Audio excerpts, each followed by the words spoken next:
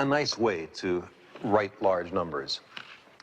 You can write the number 1,000 as 10 to the power 3, meaning a 1 followed by 3 zeros. Or a million is written as 10 to the power 6, meaning a 1 followed by 6 zeros.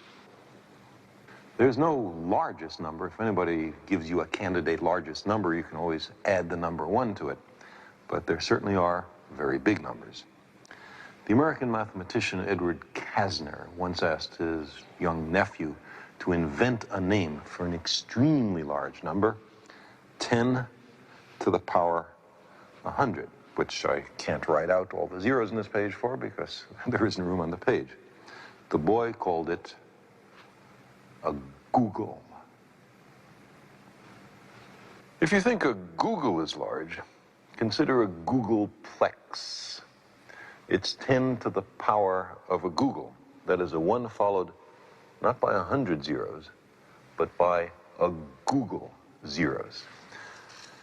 Now, by comparison with these enormous numbers, the total number of atoms in that apple pie is only about 10 to the 26th, tiny compared to a googol, and of course much, much less than a googolplex.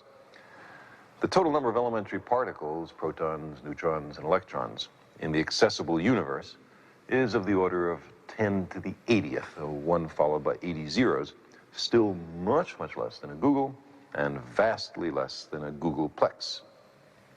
And yet, these numbers, the googol and the googolplex, do not approach, they come nowhere near infinity.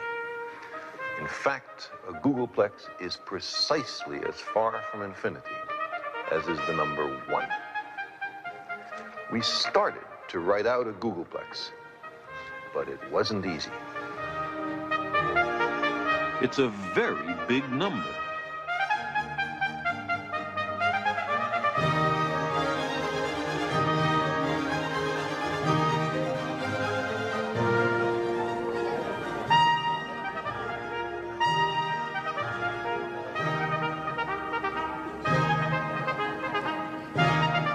Writing out a googolplex is a spectacularly futile exercise. A piece of paper large enough to contain all the zeros in a googolplex couldn't be stuffed into the known universe.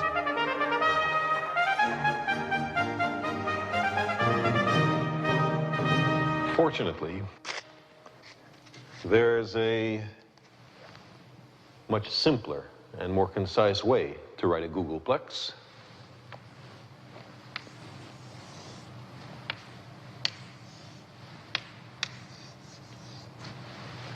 Like this. And in